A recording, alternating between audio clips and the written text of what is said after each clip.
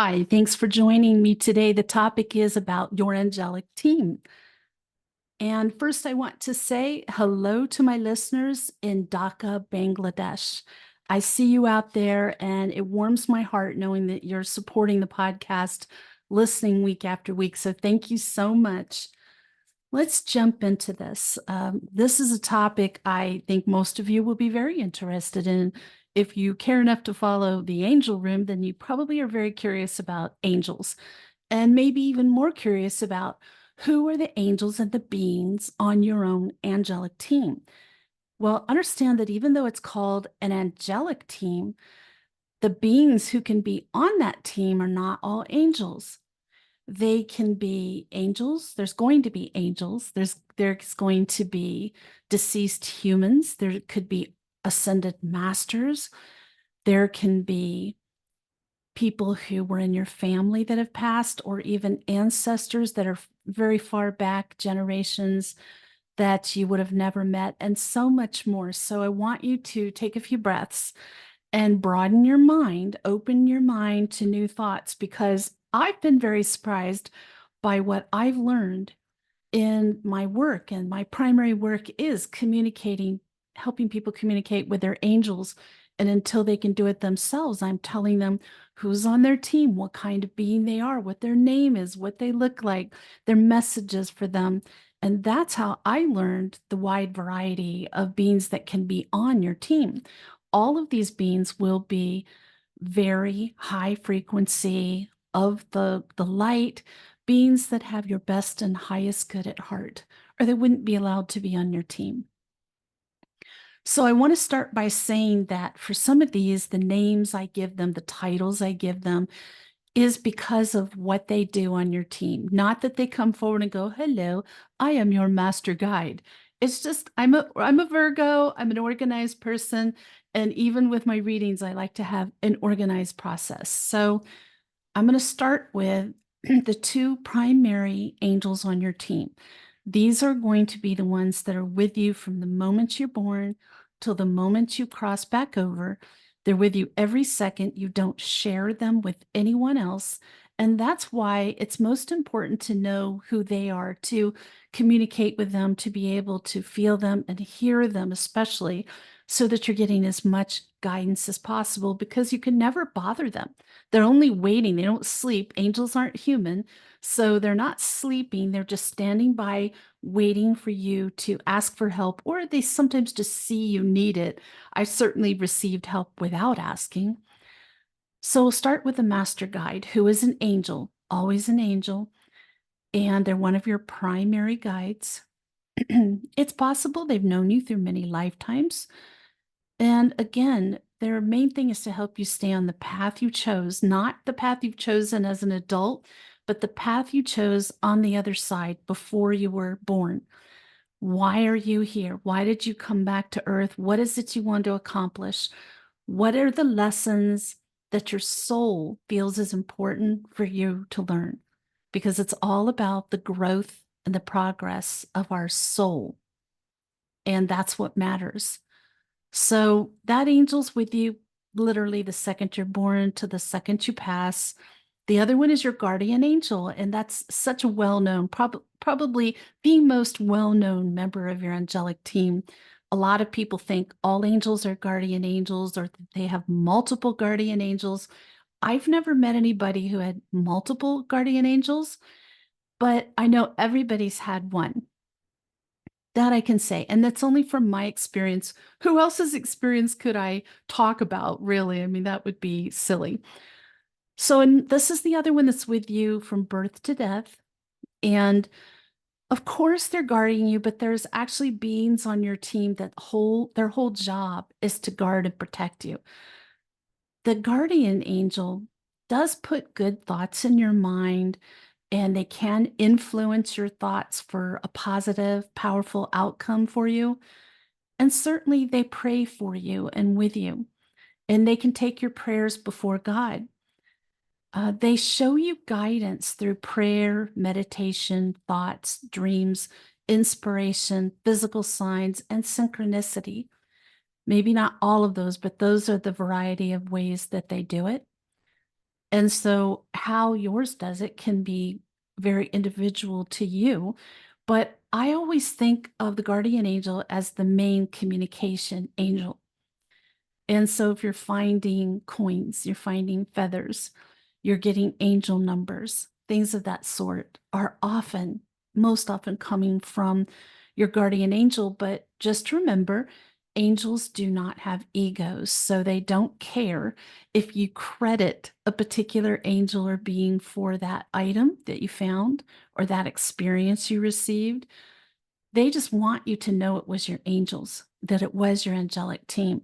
That's all that matters. That the more that you recognize that and let them know you saw it, you felt it, you understand the connection, the more you're going to receive. So I feel like these two angels, from what I've been shown in session and my own have told me about myself, is that we're with them on the other side before we're born. And our higher self, which is our soul, is there with these two main angels planning our lifetime. What have we come up short in past lives? What is it that we haven't quite grasped? What is a lesson we really need?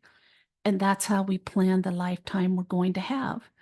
And so not only are they with us through every second of our life, but they helped us plan the life so they know exactly why we're here. Most of us don't remember exactly why we're here. We kind of have little awakenings as our journey goes on. And as those awakenings happen, we recover more and more of, oh, yeah, that's why I'm here. Oh, yeah, that's something that feels right. I need to be doing more of that. It's a process of continual discovery, but they know, and so they can give us signs and clues and a little push, nudges.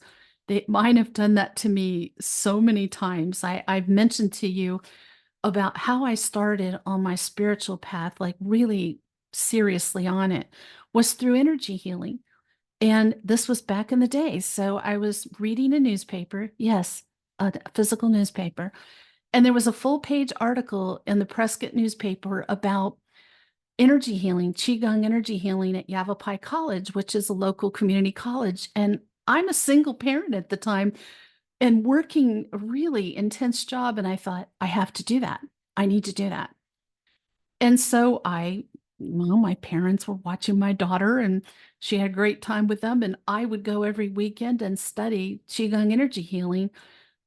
And then I finished that course and I kept doing that. I still do it occasionally. It's kind of hard on my body now.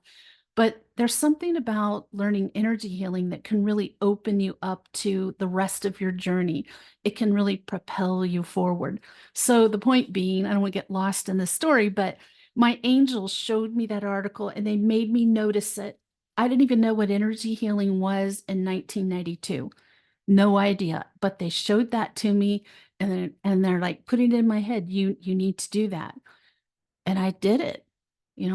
I knew it was them and I knew enough at that point. I didn't have to work in full time in the field of spirituality to know that my angels were encouraging me to do something. So I need to do it.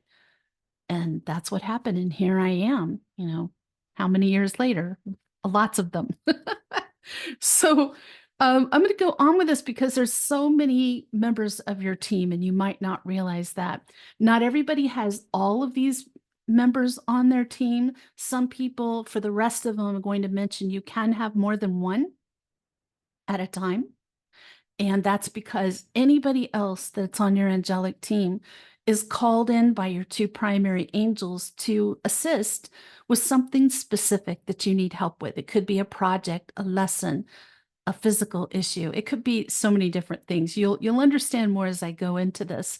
They help you with something specific until you don't need them anymore, and then they go to help somebody else. So these are sort of a rotating cast. I have had a couple of these other types on my angelic team for a very long time, and I've met a few other people who came to see me who their guide would say, I've been with them for 30 years. So it's possible to have them with you for a long time, but they're not like your two main angels who are with you from birth to death. So let's go to gatekeeper guide. And I call them that because This type of guide connects you with getting the right memories at the right time. So they're not going to let you miss a recall. Like I mentioned, that ongoing series of realizations. If you're meant to recall something, they're going to make sure you get it. And they guard your Akashic records. So a gatekeeper can be an angel. They can be an ascended master. They can be an interdimensional being or an astral being. They can be ultra terrestrial, which is from another planet, but they are super high frequency. Here's what I'm telling you, you've got to expand your horizons. I know I'm asking a lot. I've had a long time to assimilate this shocking information and deal with it and see it over and over and over and experience it myself with my own team, that I'm fine with it now. And if it's shocking to you, just listen, file it away. I'm not asking you to become a believer in everything I say. I'm just asking you to listen and consider the possibility. So the next one is a teacher guide. And I call them that because they're here to teach you something specific. They are here to provide you guidance, which can come through dreams, meditation, clues, signs. They could talk to you. And just remember, when you hear angels and guides, it's in your head like a thought. So a teacher guide is often a deceased human, sometimes an ascended master, sometimes an ancestor. Again, those are generations back, like your great, great, great, great, great, great grandfather. You couldn't have possibly met them, but there's still that connection for your soul. So they do this, they teach you, and then they move on. The next one I call a timing guide, and they really are in charge of synchronicity in your life. They help you to be in the right place at the right time so you don't miss opportunities, especially if they're very important for your soul's growth, for your mission here. Then they're going to make sure that you are in the right place to get that. Again, the timing guide can be an angel, a deceased human. They can be an ascended master. They can be an interdimensional or astral being. The next one I call a karmic guide. Yes, because they manage your personal and collective karma so that you are able to resolve it.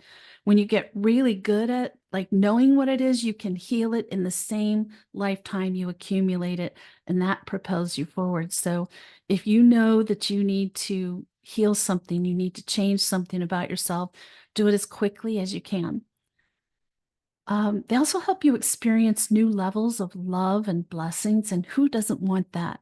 Maybe you have problems with trust. You've been hurt a lot, and they help you start opening up to trust. You can't love, you can't be love, receive it if you can't trust. So karmic guide's really good with that as well. And that there's very good possibility if you're experiencing that, it's a karmic issue for you. These can be, again, they can be angels, ascended masters, an interdimensional or astral being, an ultra terrestrial. And oh, I wanted to tell you, I did mention at the beginning of this episode that when I'm doing my Meet Your Angelic Guides reading, that's the primary work I do. When it's an interdimensional being or an astral being or an ultra terrestrial, I have learned to ask them, what is the name that you want Bill to call you or to think of you as? Because I've learned not only can we not really grasp their name, but we can't say it. It's not, they don't have lips. So we cannot say the names that they have. So it's sort of like a little nickname that they give to you that's easy, that you can connect with them and you're able to pronounce it. So that can be funny sometimes, the things they come up with. And again, those are all guides that you can have more than one of at the same time. It's possible, especially the teaching guide. I see people having several of those because I know for myself, I'm trying to learn several things right now, which is not unusual for me. I would imagine I have several teaching guides. I don't go and do a roll call on a regular basis, but I can feel when there's additional angelic energy around me, and probably you can as well. The next one I call a creative guide, and you can guess what this is about. They inspire you with creativity, and that can also be inspiration. So it doesn't have to be artistic creation, though it can certainly be that. If you used to really indulge in something that was creative, whether that was art, dance, singing, playing instruments, whatever it may be, they're going to encourage you to do that again. And if you haven't found something yet, they might encourage you toward a direction of something that will provide happiness and satisfaction to you. I know for me, I've told you how I've been singing in shows since I was 5 years old. And all I've wanted to be for a very, well, not true anymore, but from a super young age, like barely able to talk, I want to be a singer. That's what I told my parents. I want to be a singer. And I had a little toy microphone and a little wig, and I'd stand on the stage my dad made and sing. And when I stopped singing after A Dark Night of the Soul, my soul just, I just couldn't find the joy, enough joy to get involved in it again. And I was hearing from spirit, I was hearing from angels. They're like, you need to sing. You need to sing. Why aren't you singing?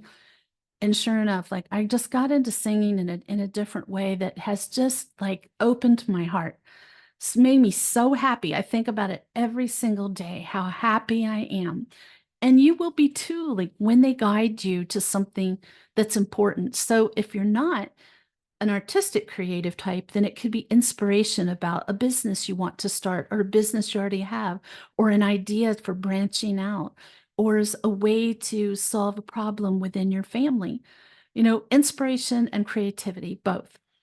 The next one I call the protection guide. And you'll remember from earlier in this episode when I said there are members of your team whose whole purpose with you is to protect you and guard you.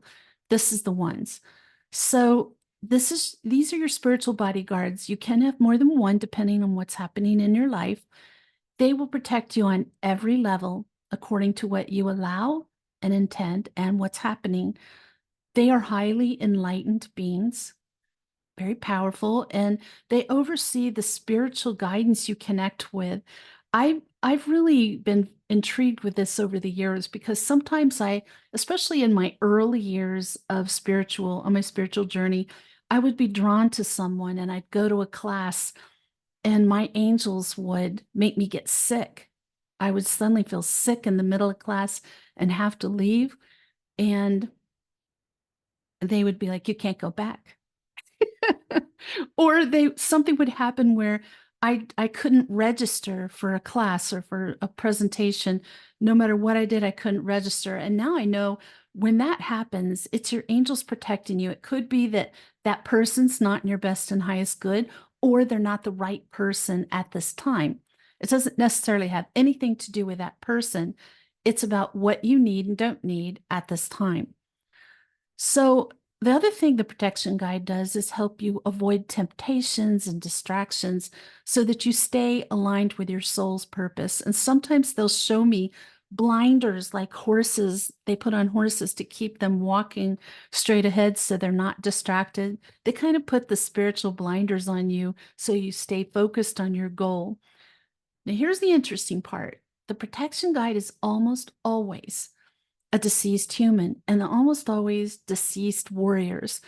So many times when I ask to see them, I see like an ancient Mongolian warrior. How do I know that? I've been involved in Renaissance recreation for decades. I know my armor. So Mongolian armor, they look Mongolian, big guys with very broad shoulders and bulging muscles, very serious, carrying weapons. And they do things like stand at the corner of your bed and guard you overnight while you're sleeping. They follow you when you put yourself in danger or when you're in danger and don't even know it. Like they are right there, ready to go. So they will fight danger that is spiritual, any kind of dark forces, as well as people who are not of the light. And even though they're like these scary, serious warriors, they are just so pure in their heart, so very spiritually advanced. So know that. The next is an astral guide. and they guide your experiences in the astral realm. That's when you're sleeping, or if you're consciously journeying in the astral realm during a meditation. They offer you protection during those times. Those beings are always astral or interdimensional beings. I will tell you, they do not look humanoid in the least. Some of the shapes that I've seen have been about a 3 foot wide, 3 foot high ball of sparkling crystals that's super bright white that just sort of pops up from the floor and then pops back down. Sometimes those just pop up in my office here at the house, and just like they did at Sedona Soul Sisters when I still owned that business.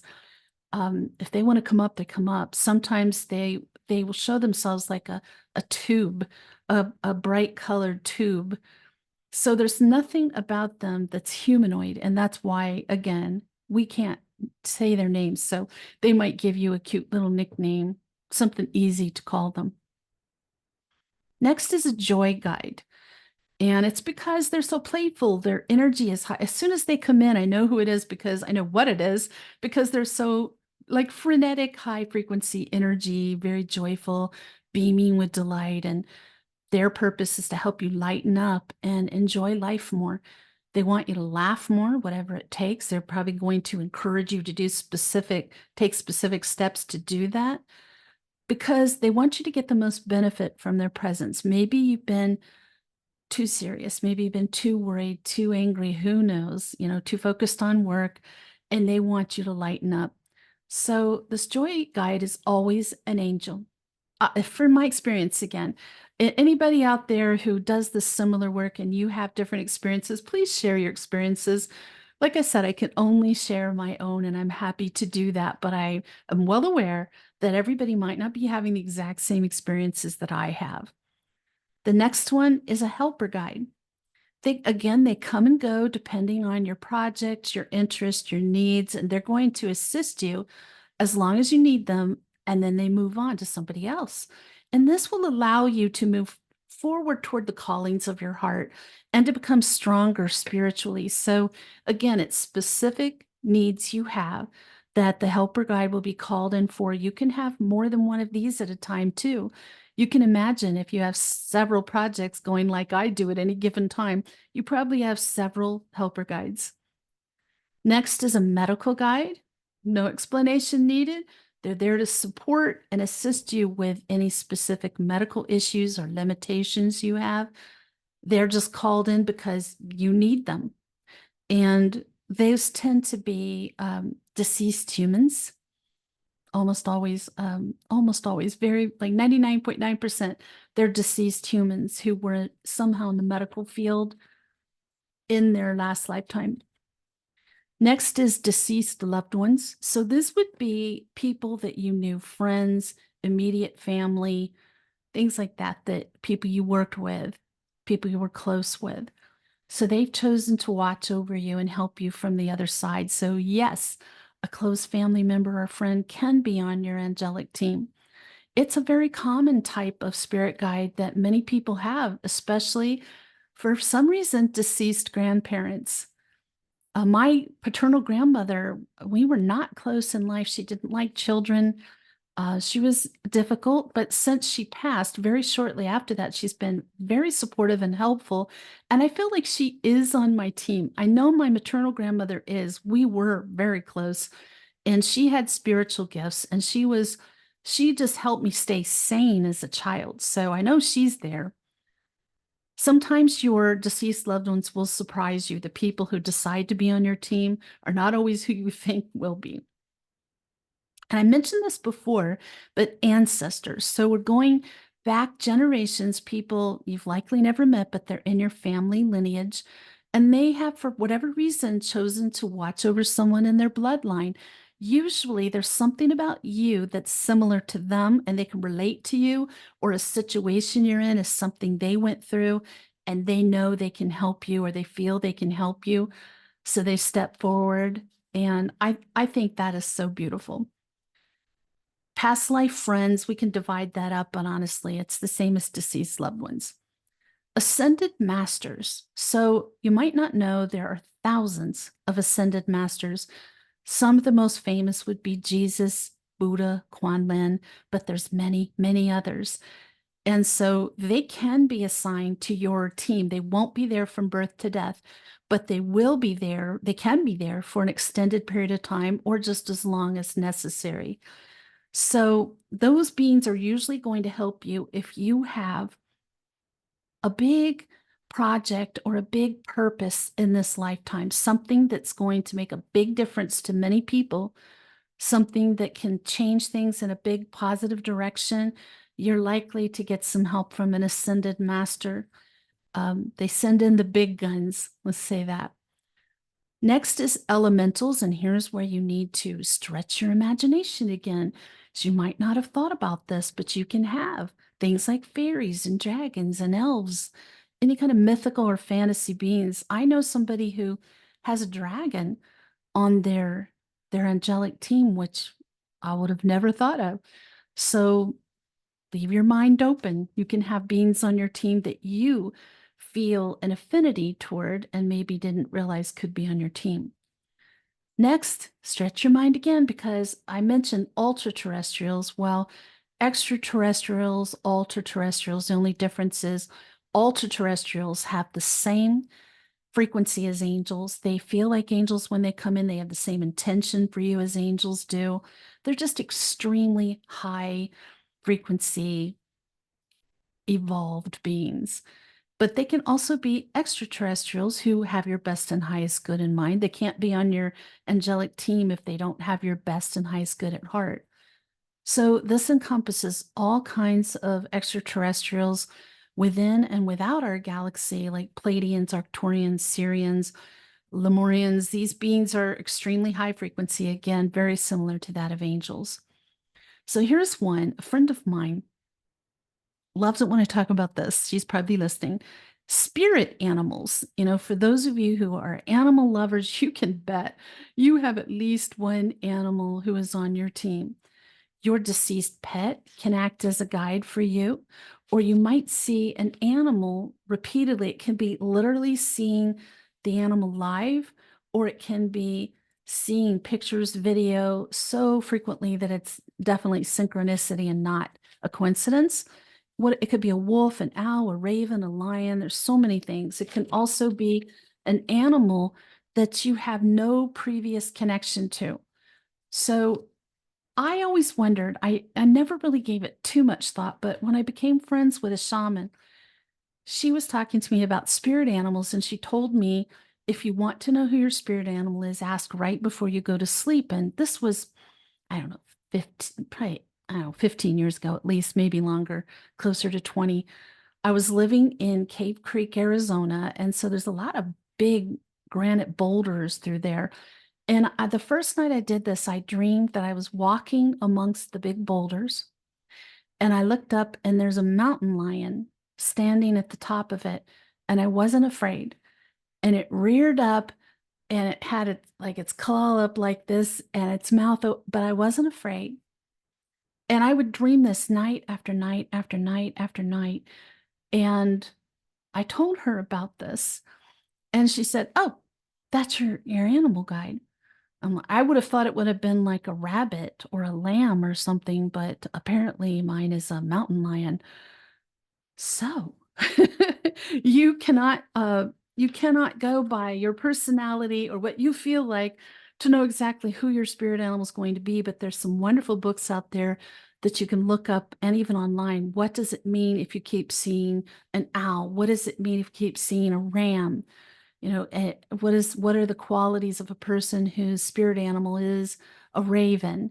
Whatever it is that you're seeing frequently, it's very interesting. I think that people who love animals almost more than people, or maybe definitely more than people, tend to have more spirit animals on their team than most people do. So I hope this has been helpful for you. I hope I haven't blown your mind too much or offended you, because it's never my intention at all, far from it.